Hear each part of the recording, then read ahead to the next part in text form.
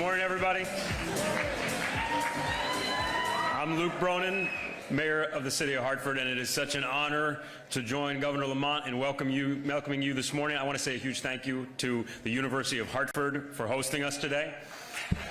And I also want to acknowledge Mayor Cantor and Mayor Wong from West Hartford and Bloomfield, with whom we share this campus.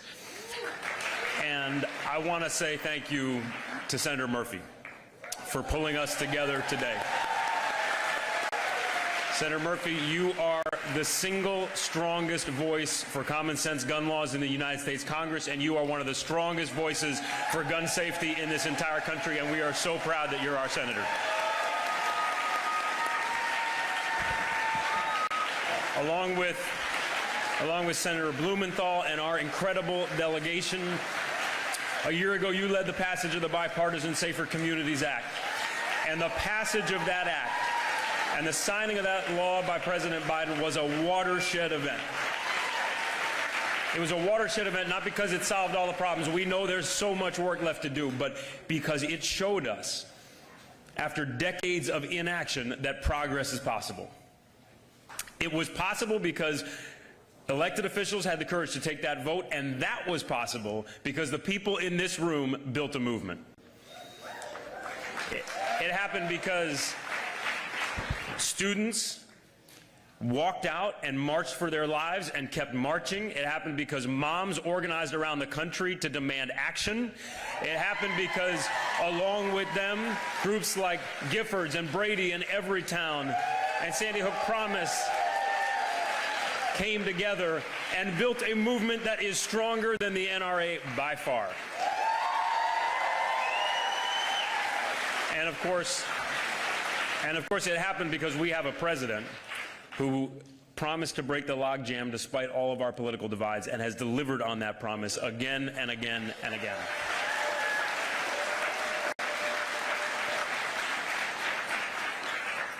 I serve a city that has seen more than its share of gun violence. I've sat in living rooms with people that I know and love in the hours after they've lost a child or their grandchild. As a community, we've been to the funerals and the vigils of a 3-year-old boy who was shot in the back seat of his car, of a 12-year-old girl who was killed while out with friends, of a grandmother who was killed by a bullet through her window while she was making dinner in her apartment, and so many young men. We've seen our police take more illegal guns off the street than ever before, but still feel like they're swimming against the tide because those guns keep coming in, and more of those guns include ghost guns and guns with high-capacity magazines and Glock switches.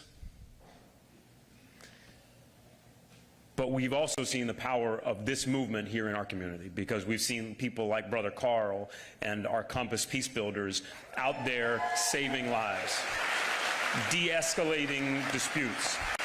We've seen groups like Mothers United Against Violence and Hartford Communities That Care helping families to heal and grieve and work with law enforcement instead of seeking revenge. And because of the leadership of Governor Lamont and our legislature, we've seen Connecticut stay at the forefront of common sense gun laws in our country.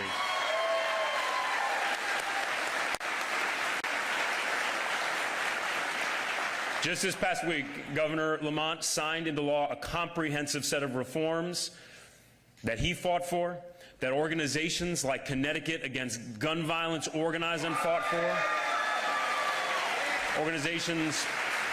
Grassroots organizations coming together to close loopholes on ghost guns, on extended magazines, and so many other things. It included provisions that a coalition of Connecticut mayors worked for, focused on accountability for serious repeat firearm offenders, because so much of the violence in our community is the responsibility of a small number of people. And we know that if we don't have serious consequences for those who break the laws, it doesn't make a difference if those laws are there. I'm so grateful that Connecticut has stayed in the lead. And so no matter why you're here, if you are an advocate or a policymaker, or a survivor, or a parent who has experienced the loss that no parent should ever have to feel, I hope you know that you have made the progress we're celebrating today possible, and that together we're going to keep that progress going. We are so deeply honored. We're so deeply honored to welcome the President of the United States here this afternoon. We're so honored that all of you are here today. And again, to Senator Murphy, I want to say thank you for showing us why and reminding us why we got to keep the faith no matter how long and narrow that path seems sometimes.